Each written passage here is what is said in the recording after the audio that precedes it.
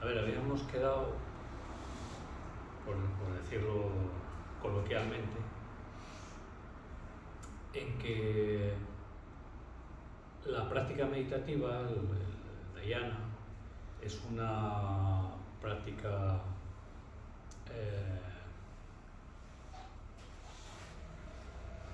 que tiene que ver con la consciencia, ¿no? con el espíritu, ¿no? Entendido como consciencia, ¿no? Como potencial de consciencia. Entonces, el asunto es que la consciencia no es una cosa estable, comentábamos la semana pasada,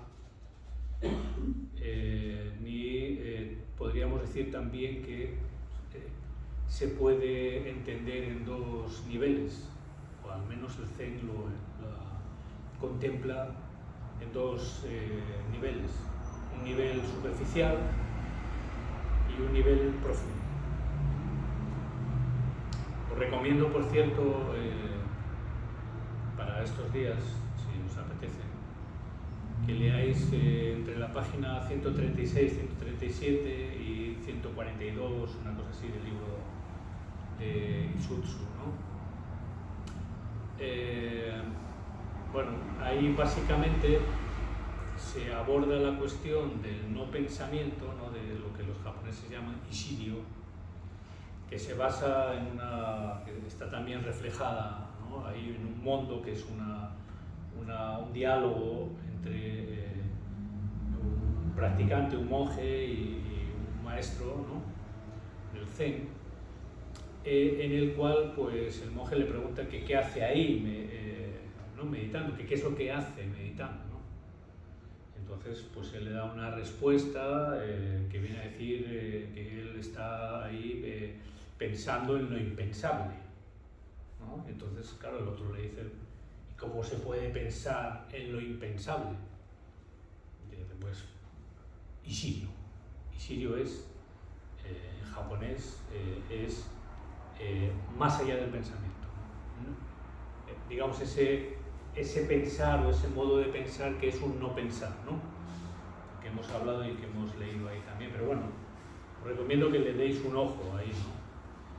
Es decir, hay un nivel de consciencia, un nivel de apercepción de la realidad, digamos, básico, superficial, y hay un nivel de apercepción más profundo, más hondo. También se podría considerar que hay una consciencia y una supraconsciencia en el sentido este, ¿no? En el sentido de que es una consciencia más amplia, más honda, más nítida, más...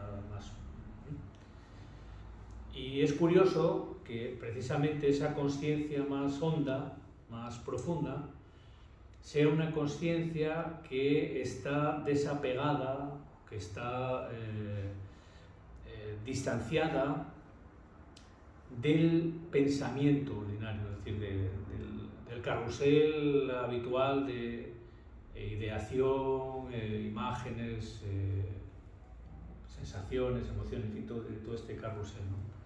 Que constantemente está interponiendo, ¿no? entre digamos, el aquí y ahora, ¿no? la realidad del espacio y del tiempo en el que estamos y en el que somos, y esa consciencia que está en relación con esa realidad, ¿no? En relación con esa realidad, y que podríamos decir que es la propia realidad misma también, ¿no? Pero bueno, no vamos a entrar en demasiado jaleo, ¿no? El tema, lo que desde mi punto de vista es importante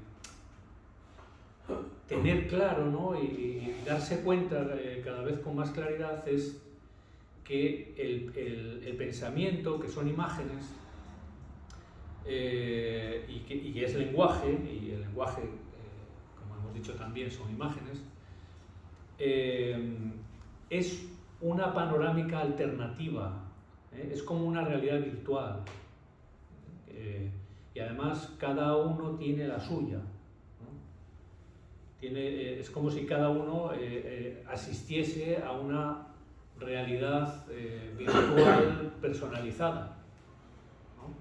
Exclusiva, basada en sus condicionamientos, en su formación, en su preparación, en su sensibilidad, en sus condiciones heredadas, en fin, ¿no? En su temperamento, su constitución física, psíquica, tal, ¿no?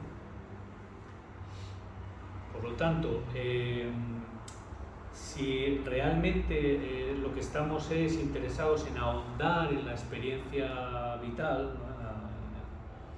En el asunto, ¿no? De hasta dónde puede llevarnos la consciencia, ¿no? El potencial de consciencia que tenemos, ¿no? La mente original, podemos decir así.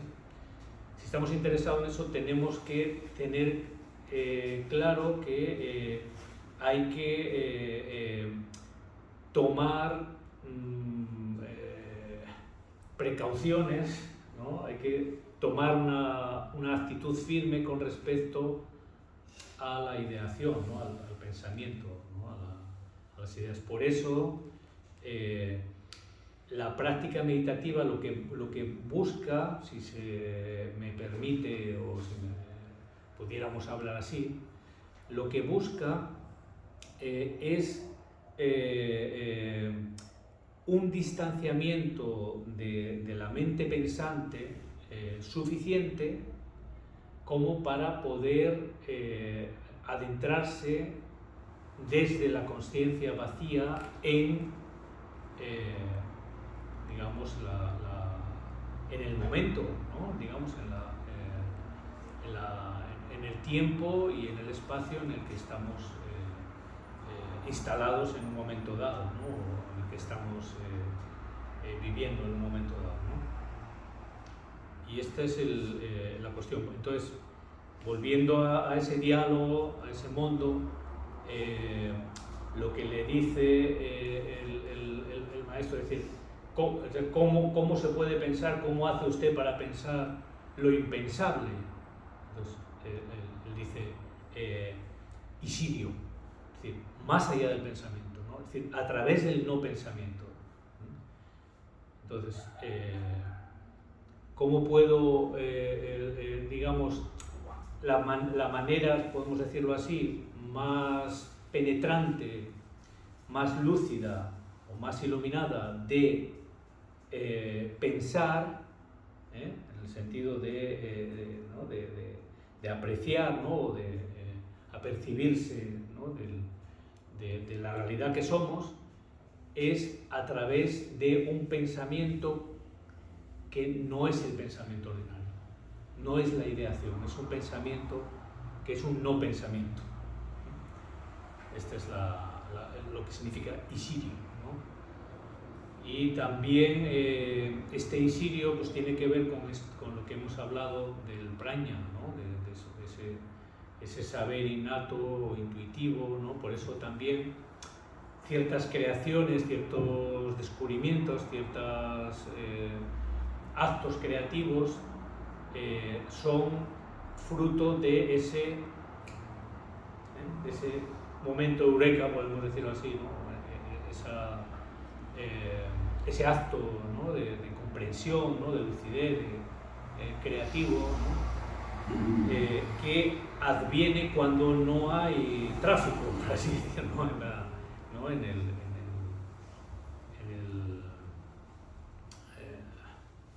las autopistas, ¿no? las carreteras, ¿no? de la mente, ¿no? Por así decirlo. Otra cosa también interesante es que el Zen, que es lo que encontraréis en esas páginas que os he recomendado ahora, ha habido, o sea, inicialmente cada individuo se buscaba la vida para a su aire, ¿no? Se buscaba la vida cada uno individualmente, ¿no? Luego, pues, bueno, al crearse grupos o escuelas, personas que guiaban a otros, etcétera, ¿no? Gente que estaba más avezada en la práctica, gente menos, lo que sea, pues, bueno, pues se desarrollaron distintos tipos de escuelas, ¿eh? Básicamente quedaron dos escuelas que aún a día de hoy, ¿no? Son las dos grandes enfoques, podemos decir así, ¿no? De la manera de encarar ese proceso de transformación desde estar todo el día enredado en una realidad virtual, ¿no? Que bueno, si esa realidad virtual es más o menos agradable, pues bueno, más o menos tiras para adelante bien, pero como sea un poco conflictiva o problemática, o depresiva o pesimista o catastrófica o paranoide o no sé cuánto, pues entonces la vida se convierte en un infierno, ¿no? Entonces, esas dos escuelas es la escuela que se denomina Soto y en Japón, y la escuela que se denomina Rinzai, ¿no? Escuela Soto, escuela Rinzai. La escuela Soto es la escuela de la meditación silenciosa, de la iluminación silenciosa, por así decirlo, ¿no? Y se basa en bueno, dos maestros chinos que luego pues, fueron recogido, digamos, su enseñanza fue recogida por un japonés que es Dogen Zenji, que es el gran filósofo japonés, ¿no? O el gran maestro, ¿no? del Zen japonés Soto. Y lo que se fundamenta, o sea, digamos, lo que caracteriza ese enfoque es que el asunto está en meditar, ¿eh? O sea, siéntate y siéntate y siéntate, y es, digamos, una ruta, podríamos decir, o suele decir, quietista, ¿no? De quietud, ¿eh? Entonces, en ese sentarse a meditar, ¿no? Y estar centrado, estar distanciándote de las imágenes, del pensamiento, de las representaciones que uno se hace, etc. Eso va conduciendo a un estado de madurez, de desarrollo y tal, que desemboca, digamos, en una autoconsciencia o en un estado iluminado, ¿no? Vamos a decir así, ¿no? Que se produce con el tiempo, una vez que el sujeto está transformado por la práctica sostenida en el tiempo, vamos a decir así, ¿no? Entonces, de hecho, el propio Zen Soto considera que la propia meditación es un estado iluminado, un estado de iluminación, ¿no? En el que digamos, hay una cercanía, ¿no? con el ser, ¿no? Una unidad, ¿no? Vivenciada, ¿no? Uno está viviéndola, ¿no? Porque no está en otra cosa, no debería estar en otra cosa. Bueno, y el otro enfoque es el enfoque Rinzai. El enfoque Rinzai procede de un maestro chino de la dinastía Tang, me parece, o lo que sea, que era Lin Chi. Y este Lin Chi, que era muy famoso porque el tipo, digamos, su pedagogía con los aprendices o con los discípulos, pues era a hostia limpia. Pero a hostia limpia. O sea, no, pues es decir, le hacía la pregunta, oye, tal, ¿no? Y el otro decía, no sé qué, ¡bumba!, ¿no? Y le daba un bastonazo. O lo tiraba por la escalera, ¿no? Y cosas así, ¿no? Cosas muy bestias. Y digamos, de producir como una conmoción, ¿no? Como un... ¿Qué es esto, no? Si aguantas el tema, pues te quedas ahí, y si no, pues aguantas al carajo y te vas. Bueno, entonces, y este Nietzsche es el que habla justamente del hombre verdadero, ¿no? Sin rango, ¿no? Digamos, ¿no? Es el ser originario, libre, espontáneo, inocente, etcétera, ¿no? Que somos, ¿no? Vale. Entonces, la escuela Rinzai, hubo luego otro personaje, ¿no? Que recopiló un poco los hechos y digamos, las cosas del Linchi y tal, y también preguntas y respuestas, que son los Mondo, en lo que luego se denominó los Koan, el Koan, ¿no? Entonces el Koan es como una cuestión, una pregunta que no tiene respuesta lógica, y con la que tienes que trabajar en la meditación. Digamos, una meditación dinámica. Digamos, en la escuela Soto lo que hace es digamos, mantenerse vacío, y ahí, digamos, como una actitud, una posición autorregulada, ¿no? De centramiento autorregulado. En el enfoque Rinzai, la cuestión es dinámica, el maestro te da un koan, y bueno, pues el koan es ¿qué es Wu?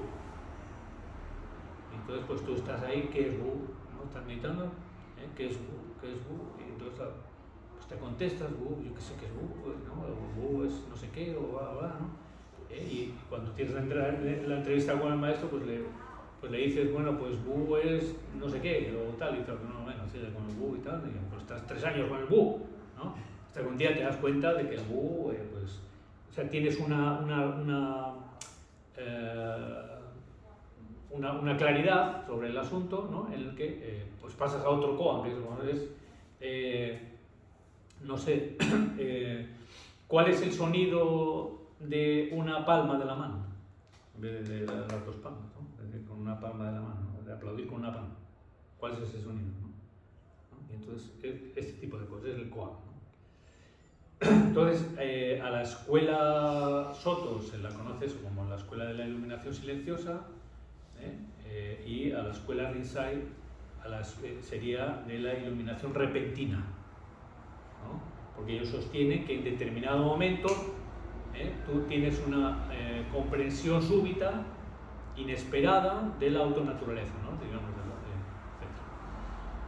Bueno, esto también quizás sirve de base para esto que voy a comentar ahora, y es que en realidad todas estas costumbres o hábitos que tenemos para pensar, ¿no? Digamos, el tipo de ideación, de discurso, de narrativa, ¿no? Que uno tiene en la mente a lo largo del día, de la noche, etcétera, de la mañana, todas esas imágenes, toda esa manera ¿no? de interpretar, de dirigirse a uno mismo, ¿no? De entenderse a uno mismo de determinada manera, todo eso es lo que se entiende habitualmente como la autoimagen, ¿no? Y el autoconcepto, que en definitiva es esto que muchas veces se llama, sin saber muy bien a qué se refiere, quien así lo declara, el ego, ¿no? En el mundo hablamos de ego, pero aquí, ¿qué es el ego? ¿Qué es el ego?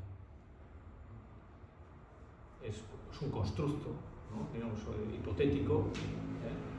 En realidad, de lo que estamos hablando es del sentimiento de sujeto, es decir, cómo yo me siento, me experimento, o me represento, o me entiendo a mí mismo como sujeto, ¿no?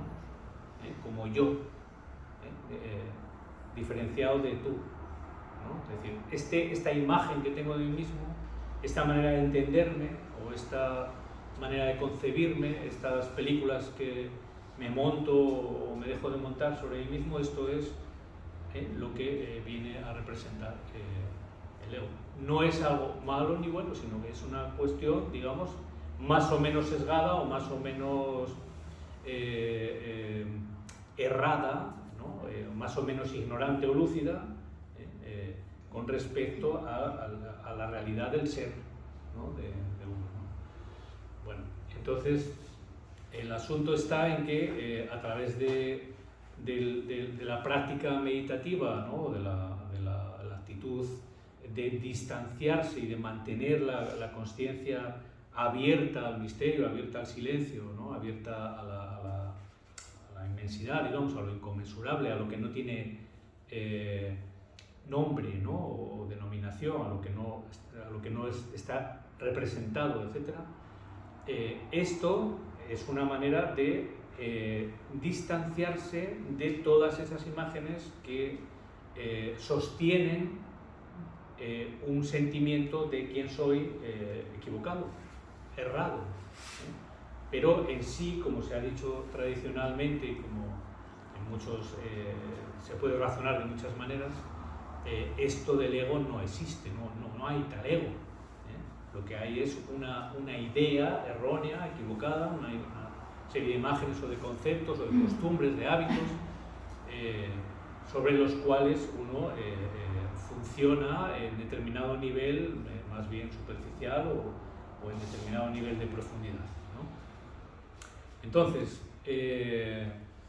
el asunto está ahí, ¿no? En que uno pueda esclarecerse o incrementar la claridad con respecto a quién es uno, mejor dicho, a quién no es uno, ¿no? O a quién, digamos, qué es lo que tiene valor o importancia o realidad esencial y qué es lo que tiene una importancia más bien relativa o más bien cuestionable o problemática, ¿no? A la hora de funcionar con uno mismo y también con los demás, ¿no? Vale. Luego, en la página 134, creo recordar, de estas lecturas, ¿no? Tenéis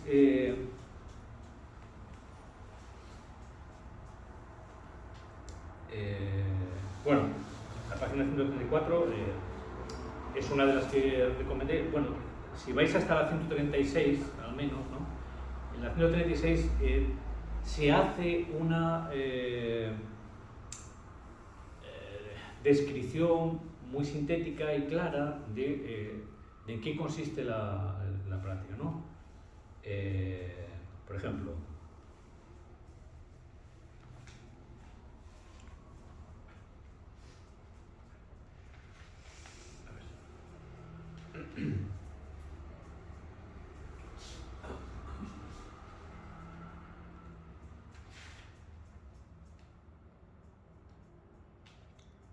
creo que me perdí con el número de la página. Vale, es en la página 130, he ido muy para allá, ¿no? Entonces,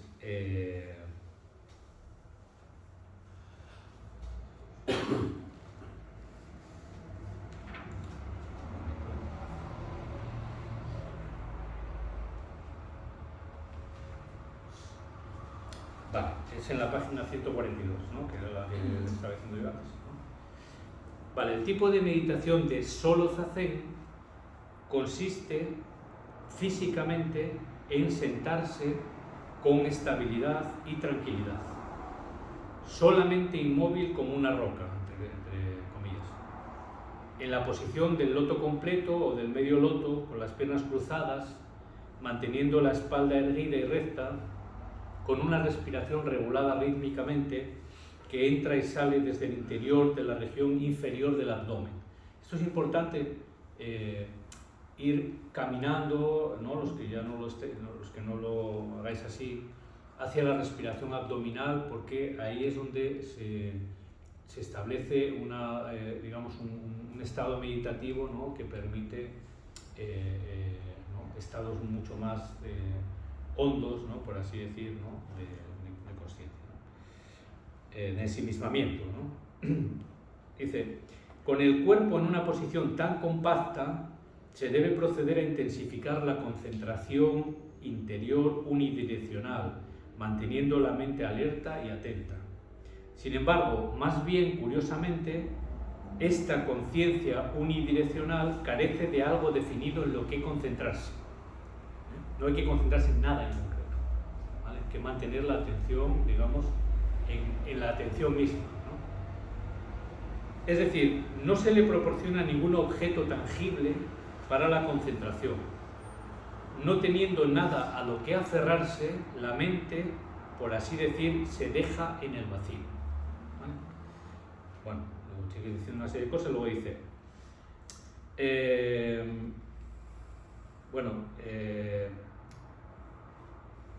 ni siquiera se recurre a la técnica yógica más elemental de contar las respiraciones, que eso sí se hace también, ¿no?, en la práctica del zazen, ¿no? Bueno, él aquí viene a decir que no.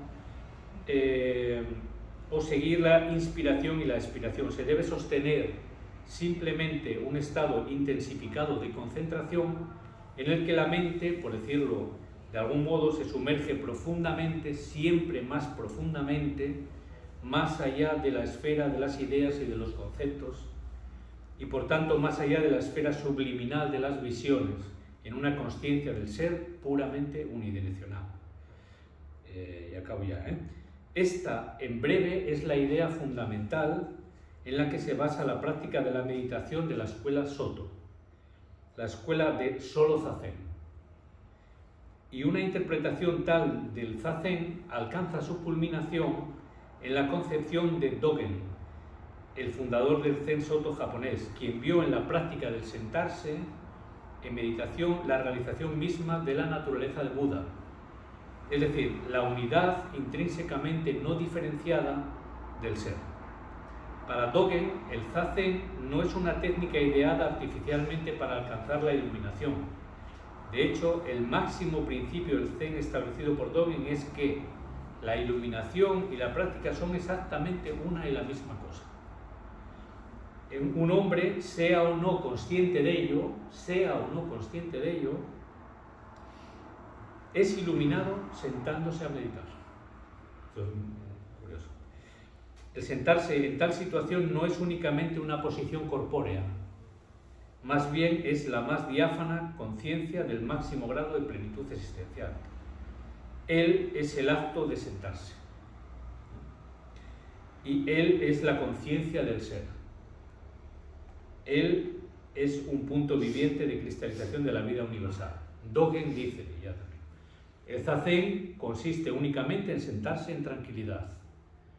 No es un medio con el que buscar algo.